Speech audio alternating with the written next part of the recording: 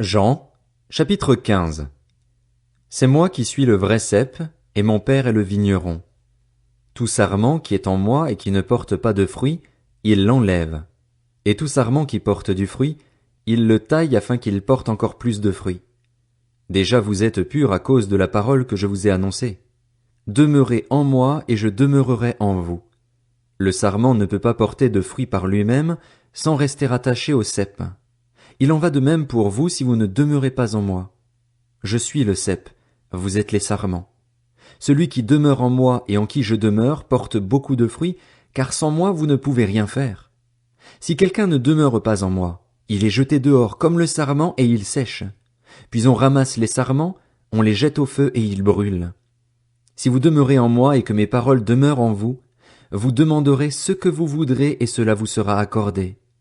Ce qui manifeste la gloire de mon Père, c'est que vous portiez beaucoup de fruits. Vous serez alors vraiment mes disciples. Tout comme le Père m'a aimé, moi aussi, je vous ai aimé. Demeurez dans mon amour. Si vous gardez mes commandements, vous demeurerez dans mon amour, de même que j'ai gardé les commandements de mon Père et que je demeure dans son amour. Je vous ai dit cela afin que ma joie demeure en vous et que votre joie soit complète. Voici mon commandement. Aimez-vous les uns les autres comme je vous ai aimé.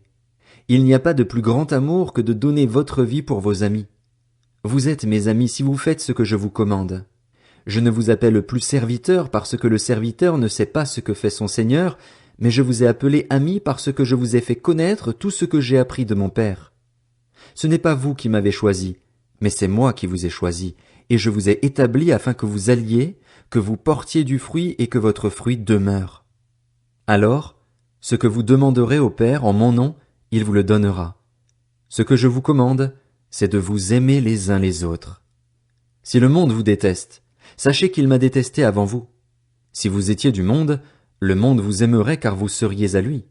Vous n'êtes pas du monde, mais je vous ai choisi du milieu du monde. C'est pour cela que le monde vous déteste. Souvenez-vous de la parole que je vous ai dite, le serviteur n'est pas plus grand que son Seigneur. S'ils m'ont persécuté, ils vous persécuteront aussi. S'ils ont gardé ma parole, ils garderont aussi la vôtre. Mais ils vous feront tout cela à cause de moi, parce qu'ils ne connaissent pas celui qui m'a envoyé.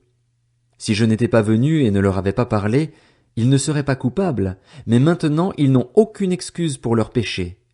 Celui qui me déteste déteste aussi mon Père. Si je n'avais pas fait parmi eux des œuvres qu'aucun autre n'a faites, ils ne seraient pas coupables, mais maintenant ils les ont vus et ils nous ont détestés, moi et mon Père.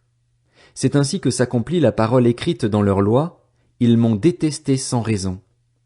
Quand sera venu le défenseur que je vous enverrai de la part du Père, l'Esprit de la vérité qui vient du Père, il rendra témoignage de moi. Et vous aussi, vous me rendrez témoignage, parce que vous êtes avec moi depuis le début.